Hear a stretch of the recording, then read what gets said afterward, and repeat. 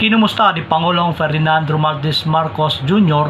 ang pasilidad ng SpaceX at nakipagpulong sa pamunuan ng Starlink upang mapabuti ang internet connectivity ng ating bansa. Binisita rin ni Pangulo ang Filipino community sa Los Angeles, California at sa Honolulu, Hawaii para personal na pasalamatan ang mga Pilipino at Filipino-American sa kanilang kontribusyon sa Pilipinas at sa Estados Unidos. Nakipagpulong din ang Pangulo sa Presidente ng Peru na si Pangulong Dina Boluarte upang ipahayag ang hangaring makipagtulungan sa malagang usapin.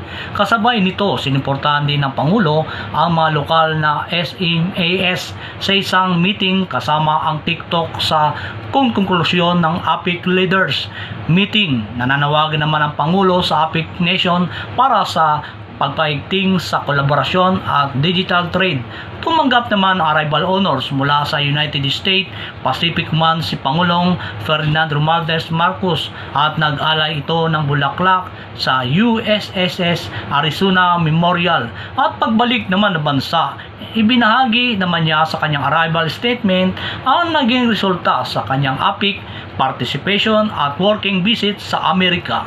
Ito si Dexter Villar nagulat para sa Serbisyo Balita dito sa DCSB, ang himpilan ng katotohanan at paglilingkod.